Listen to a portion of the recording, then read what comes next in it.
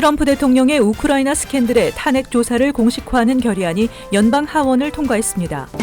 트럼프 행정부가 입국 금지령 대상 국가를 확대하는 방안을 검토하고 있는 것으로 알려졌습니다. 팰리세이드 파크 한인 유권자 협의회가 오늘 한인 주민들의 중간 선거 참여를 독려하는 캠페인을 개최했습니다. 앞으로 JFK 공항에서 한국행 대한항공 여객기를 탑승하는 승객들은 안면 인식 출국 확인 서비스를 반드시 거쳐야 합니다. 올해 일광 절약 시간제 썸머타임이 3일 일요일 해제됩니다. 이상은 이 시각 주요 뉴스입니다. 시청자 여러분 안녕하십니까? KBN 뉴스입니다. 도널드 트럼프 대통령의 우크라이나 스캔들에 대한 탄핵 조사가 진행되고 있는 가운데 탄핵 조사를 공식화하고 구체적인 절차를 진행하도록 하는 결의안이 연방 하원을 통과했습니다. 탄핵 조사 절차를 보다 명확히 규정하고 공개 청문회 개최와 증인의 증언 공개 등을 할 수 있는 근거, 탄핵안 초안 작성을 위한 절차 등을 담고 있는 연방 하원의 탄핵 결의안이 어제 찬성 232, 반대 196표로 통과됐습니다. 결의안에는 그동안 하원 정보위를 중심으로 3개 상임위원회가 비공개로 증인의 증언을 청취한 것과 관련해 공개 청문회로 전환하는 방안이 포함되어 있습니다. 또 탄핵안 초안 작성과 법사위 논의와 표결 등에 대한 사항과 트럼프 변호인들이 하원 법사위의 탄핵 관련 절차에 참여할 수 있도록 하는 내용도 포함되며 트럼프 측 변호사들이 증인을 대질 신문할 기회도 제공합니다.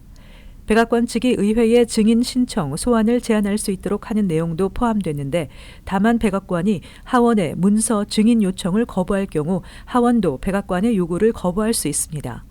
트럼프 대통령은 어제 표결 직후 트위터 계정에 글을 올려 미국 역사상 가장 큰 마녀 사냥이라며 탄핵 사기가 우리 증시를 해치고 있다고 밝혔습니다. 도널드 트럼프 행정부가 이슬람 차별 논란을 불러일으킨 입국 금지령 대상 국가를 확대하는 방안을 검토하고 있다고 CNN이 어제 보도했습니다. 국무부 관리에 따르면 행정부가 요구하는 전자문서와 정보 공유 정책에 따르지 않는 국가에 대한 여행 제한 방안이 논의되고 있으며 검토 대상은 5개국 이내라고 밝혔다고 CNN은 전했습니다.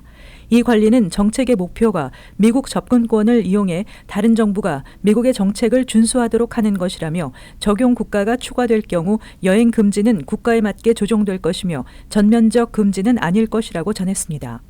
트럼프 행정부는 여행 금지는 국가 안보에 필수적이며 다른 국가가 미국의 보안 조치에 따르도록 유도하는 기능이 있다고 주장해왔습니다. 현재 다양한 수준에서 미국 입국에 제한을 받는 국가는 북한을 비롯해 이란, 리비아, 소말리아, 시리아, 예멘, 베네수엘라 등 7개국으로 상당수가 이슬람 국가입니다. 이번 추가 검토 대상국도 이슬람 국가가 다수를 차지할지는 알려지지 않았습니다. CNN에 따르면 올해 9월 중순 현재 3만 1,000명 이상이 트럼프 행정부의 여행 제한 조치에 따라 미국 입국이 거절됐다고 전했습니다. 민주당의 제리 네들러 하원 의원은 지난 9월 청문회에서 무슬림 금지가 우리를 안전하게 하지는 않는다며 그것으로 세계에서 우리의 위상이 약화되고 있다고 강조했습니다. 팰리세이드 파크 한인 유권자 협의회가 오늘 한인 주민들의 중간 선거 참여를 독려하는 캠페인을 개최했습니다. 유권자 협의회는 이번 중간 선거에서 함께 실시되는 팰리세이드 파크 초중고 증개추 간의 찬반 투표의 결과에 따라 주민들의 세금이 인상될 수 있다고 전하며 주민들의 투표 참여 중요성을 강조했습니다. 보도에 임동규 기자입니다. 팰파크 한인 유권자 협의회가 오늘 브로드 애비뉴 일대에서 한인 주민들의 중간 선거 참여를 독려하는 캠페인을 개최했습니다. 팰파크 한인 유권자 협의회는 올해 중간선거는 선출직 공직자들에 대한 큰 이슈가 없어 투표 참여가 저조할 것으로 예상된다며 이럴 때일수록 한인 커뮤니티의 정치 참여율을 높여 주류 사회의 한인들의 영향력을 높이기 위해 캠페인을 개최했다고 밝혔습니다.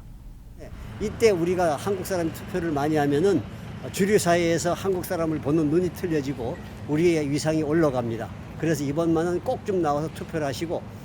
또 팰파크 한인 유권자 협의회는 이번 중간 선거에는 6,113만 달러의 학군 개보수안에 대한 찬반 투표가 함께 진행돼 선거 결과에 따라 주민들의 세금이 인상될 수 있다고 전하며 주민들의 투표 참여 중요성을 강조했습니다.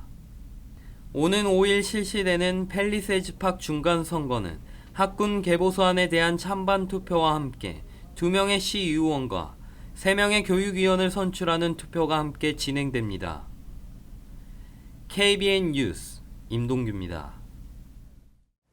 앞으로 JFK 공항에서 한국행 대한항공 여객기를 탑승하는 승객들은 안면 인식 출국 확인 서비스를 반드시 거쳐야 합니다. 대한항공은 12월 중으로 JFK 공항 터미널 1 청사 탑승구에 안면 인식 출국 확인 시스템을 설치하고 본격 가동에 들어갈 예정이라고 어제 밝혔습니다. 안면 인식 출국 확인 시스템은 테러 용의자는 물론 오버스테이 불체자 색출 등을 목적으로 도입된 것으로 연방 이민당국의 데이터베이스에 입력된 탑승객 여권 사진과 탑승 수속 과정에서 찍은 승객의 안면 사진을 대조해 외국인 여행자의 출국 여부를 자동 확인하는 시스템입니다. 대한항공을 이용하는 모든 여행객들은 시민권자를 포함해 얼굴 스캔에 반드시 응해야 합니다. 대한항공 측은 탑승자의 여권이나 탑승권을 제시하지 않아도 안면 인식을 통해 정보 확인이 가능하기 때문에 비행기 탑승 시간을 줄일 수 있다고 전했습니다. 대한항공은 11월부터 애틀란타 공항에서도 운영하게 됩니다. 올해 일광 절약 시간제 서머타임이 3일 해제됩니다. 따라서 일요일 오전 2시를 1시로 조정하시면 됩니다. 3일부터 서머타임 해제로 뉴욕과 한국의 시차는 현재 13시간에서 14시간으로 1시간 늘어나게 됩니다. 이에 따라 대한항공과 아시아나항공 비행기의 뉴욕 존 F 케네디 공항, 인천공항 출발 도착 시간도 바뀌게 됩니다. 대한항공의 낮 운항 시간은 낮 12시 뉴욕을 출발해 다음 날 오후 4시 25분에 인천에 도착하며 밤 운항 시간은 새벽 0시 50분에 출발해 다음 날 오전 5시 15분에 인천공항에 도착합니다. 아시아나항공의 낮 운항 시간은 오후 1시 뉴욕을 출발해 다음 날 오후 5시 30분 인천에 도착하며 다음 달 24일부터 추가되는 야간 운항의 경우 출발 시간은 밤 12시 35분에 뉴욕을 출발해 다음 날 오전 5시 15분에 인천에 도착하게 됩니다. 뉴저지주는 지난해까지 연방정부 건강보험 시스템을 이용해 왔는데요. 2020년 플랜 가입부터는 자체 시스템을 가동합니다. 뉴저지주는 건강보험 가입 동료를 위해 310만 달러의 예산을 투입합니다. 뉴저지주 주민은 그동안 연방정부의 건강보험 가입 시스템을 통해 개인 건강보험에 가입해 왔었는데 오늘부터 뉴저지주 건강보험 거래소를 운영할 수 있게 됐습니다. 주정부는 주민들의 건강보험 가입률을 높이기 위해 310만 달러의 예산을 집행해 150만 달러는 홍보를 위한 광고비로 사용하고 110만 달러는 주민들의 건강보험 가입을 돕는 5개 기관의 보조비로 지급됩니다. 50만 달러는 다른 10여 개의 소규모 단체를 지원합니다. 완벽한 자체 시스템은 2021년도 플랜 신청 때부터 가능하며 이번에는 연방정부 시스템을 빌려 사용하는 방식으로 운영됩니다. 뉴저지 주민들은 연례 건강보험 가입 기간인 11월 1일부터 12월 15일까지 웹사이트에서 무료로 보험 플랜에 대해 알아볼 수 있습니다. 웹사이트는 연방정부 건강보험 거래소에서 수입에 따라 저렴한 비용으로 가입할 수 있도록 안내하고 있습니다. 연말연시를 앞두고 대형 소매 체인, 전자상거래와 배달 업체 등이 할러데이 고용에 적극 나서고 있습니다. 기업들은 11월부터 다음 해 초까지 이어지는 연말연시 쇼핑 시즌 동안 증가하는 상품 판매와 서비스를 위해 한시적으로 임시직 직원을 대거 채용하는 홀리데이 고용에 나서고 있습니다. 전문가들은 홀리데이 고용이 정규직은 아니지만 일정 직업의 경우 시간당 임금이 $20에 달할 정도로 좋은 조건이라 임시로 일하면서 경험과 이력을 쌓기 좋다고 조언하고 있습니다. 타겟은 연말연시 쇼핑 시즌을 대비하기 위해 적어도 미 전역에서 13만 명 이상을 채용할 계획입니다. 내일과 3일 오전 10시부터 6시까지 직원 채용 이벤트가 열리며 고용 신청은 모든 타겟 체인점에서 할 수 있습니다. 지난해 연말연시에 9만 명 이상의 임시직을 고용했던 콜스도 2019년 계절별 임시직 직원 채용을 발표했습니다. UPS는 총 10만 명을 고용합니다. 밤과 낮 근무, 풀타임과 파타임 등 여러 가지 옵션이 있으며 파타임을 마친 직원 중 일부는 정식 직원으로 고용됩니다. 아마존은 수만 명 이상의 임시직을 고용할 예정이며 미술과 공예 관련 제품을 판매하는 마이클스는 15,000명을 고용합니다. 달러트리도 25,000명의 풀타임과 파트타임 직원을 뽑으며 베스트바이는 최근 수천 명의 직원을 뽑는다는 채용 공고를 냈습니다. 뉴욕 일원 한인은행들의 순이익이 지난해보다 크게 감소했습니다. 그러나 자산은 300억 달러를 넘어서고 예금과 대출도 소폭 상승했습니다.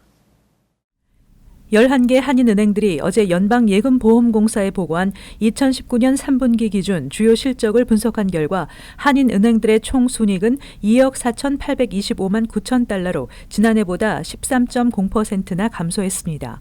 특히 뉴 밀레니엄 뱅크와 퍼시픽시티, 메트로시티, 제일아이스은행을 제외한 7개 한인은행의 순이익이 일제히 감소한 것으로 나타났습니다. 이 같은 순이익 감소는 지난 한 해 동안 연방준비제도가 금리 인상과 인하를 반복한 데 따른 여파로 분석됩니다.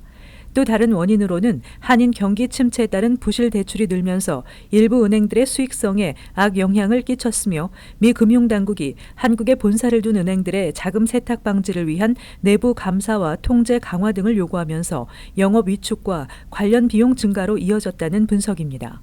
한편 뉴욕 일원에서 영업 중인 한인은행들의 자산은 300억 달러를 돌파했습니다. 지난 2분기보다 1.1%, 1년 전인 2018년 3분기보다 3.5% 상승했습니다. 예금은 지난해보다 3.9% 상승한 248억 3,136만 8천 달러, 대출은 3.7% 상승한 239억 7,517만 7천 달러를 기록했습니다. LA 자바 시장의 신화로 불리던 한인 의류업체 포레버 21이 지난달 파산 보호 신청을 낸 데 이어 미국 내 매장 200곳을 곧 정리하기로 했다고 CNN 비즈니스가 어제 보도했습니다. 세계 57개국 800개 매장을 거느린 거대 패션 기업으로 성장한 포레버 21은 아마존을 비롯한 전자상거래 기업들의 성장으로 고전하다 자금난에 봉착했으며 지난달 파산법 11조에 따라 델라웨어주 연방파산법원에 파산보호 신청서를 제출했습니다.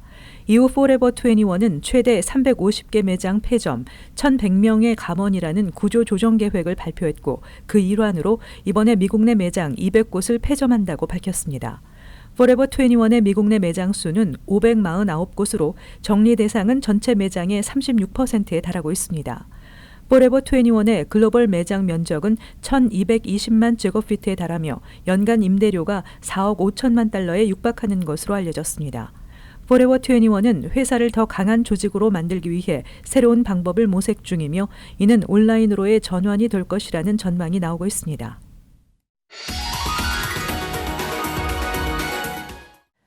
이어서 LA 지역 한인사회 소식입니다. 한인들이 많이 거주하는 플러튼 지역에서도 산불이 발생해 주민들이 한때 대피하는 소동이 벌어졌습니다. 플러튼 경찰국에 따르면 어제 오후 7시 40분쯤 캐슬우드 드라이브와 길버트 스트릿 인근에서 산불이 발생해 인근 지역에 대피령이 내려졌습니다. 캐슬우드 산불로 명명된 이 산불은 11에이커를 태운 뒤 오늘 오전 7시 50분쯤 완전히 진화됐습니다. 경찰 당국은 방화 조사단을 투입해 화재의 원인을 조사 중이라고 전했습니다. 봉준호 감독의 영화 기생충이 미국에서도 흥행 돌풍을 이어가면서 주류 언론도 한국 영화에 대한 관심을 집중 조명해 눈길을 끌고 있습니다. 신선한 주제와 몰입감을 주는 스토리까지 한국 영화의 매력에 북미 관객들도 호평을 쏟아내고 있습니다. 김재현 기자의 보도입니다. 아들아, 너는 계획이 다 있구나. 올해 칸 영화제에서 최고 작품상인 황금 종려상을 거머쥔 봉준호 감독의 기생충. 지난 18일 미국에서 개봉해 첫 주말 동안 37만 6천 달러를 벌어들이며 미 역사상 해외 영화로는 처음으로 스크린당 평균 최고 수입을 기록했습니다. 그 후에 뭐 깐네에서부터 또 이번에 미국 개봉 여러 가지 벌어진 일들에 대해서는 뭐 저도 정신이 몽해져 실감이 잘 안 나기도 하고. 근데 오늘 이렇게 저 2층까지 쫙 앉아 계신 거 보니까 되게 감사하고 또 약간 실감이 나려고 하네요. 뭔가 잘 되나 보다. 양극화와 계층 등의 사회 문제를 다루면서 독특한 연출과 예측할 수 없는 스토리로 관객들을 사로잡고 있습니다. I was like processing every part of it. Like the first part was like a comedy, and then it became like a thriller, and then at the end it was like a drama, and like switching gears from all of those was just like a lot to process like emotionally. 한국 영화계의 성장에 대한 관심도 뜨겁습니다. 영화 기생충은 내년 아카데미 영화제에서 작품상 후보로도 거론되면서 한국 영화 세계화를 위한 첫걸음을 내디뎠다는 평가도 나오고 있습니다. Old Boy, and then there's also Memories of a Murder. And it seems like with The Handmaiden coming out and now Parasite, that these Korean directors are sort of perfecting their craft. and having a bigger influence on American film too, which is pretty inspirational. Honestly, I seriously can't wait to just see more Korean cinema thrive out here because every time I watch a Korean film, it feels so good, and I learned so much about their culture and just the style. I'm a huge fan of the way they film their movies too. So it's come a long way, and it's just going to get better and better.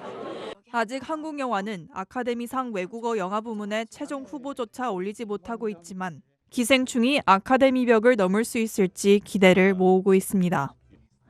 MBC 뉴스 김재은입니다. 이어서 간추린 소식입니다. 그레이스 맥 연방 하원 의원이 이민자, 난민들의 안정적인 미국 정착을 위한 New Deal for New American 법안을 공동 발의했습니다. 법안은 언어 장벽, 취업 성취 등의 이민자들의 공통적인 도전 과제를 극복하도록 돕고 귀화 장벽을 허물기 위해 상정됐습니다. 법안은 백악관에 새 이민자를 위한 내셔널 오피스를 설치해 이민자, 난민들의 사회, 경제, 시민 통합을 지원합니다. 한국 국회가 어제 재외국민의 교육 지원 등에 관한 법률 일부 개정 법률안을 본회의 표결에 붙여 가결시켰습니다. 따라서 앞으로 재정난을 겪고 있는 한국 학교들이 한국 정부의 예산 지원을 받을 수 있을 것으로 보입니다. 이번 법안은 국가가 재외국민의 교육 지원 예산을 안정적으로 지원하도록 하고 저소득층 학생에게 수업료와 입학금을 지원할 수 있도록 하고 교과서를 무상으로 공급할 수 있도록 하는 내용입니다. 뉴저지에서 지난해 12월부터 지난 26일까지 약 11개월 동안 A형 간염으로 인한 사망자가 최소 6명으로 집계됐다고 레코드지가 어제 보도했습니다. 또 같은 기간 A형 간염 감염자는 533명으로 1년 전 같은 기간에 66명보다 크게 늘었습니다. 지역별로는 버겐 카운티에서 22명의 감염자가 보고됐으며 글루체스터 카운티 62명, 워퍼 카운티 49명, 패세이 카운티 42명 등입니다. 뉴욕시 교통국에 따르면 추수감사절부터 내년 1월 중까지 맨하탄 48스트리트과 51스트리트 사이 락커펠러 센터 인근 도로의 양쪽 차선에 차량 통행을 금지시키고 보행자 통행로로 사용할 계획입니다. 시 당국은 이번 조치로 연말연시 이 구간의 보행자 통행로를 기존보다 40% 더 확보할 수 있을 것으로 기대하고 있습니다. 계속해서 환율과 증권 소식입니다.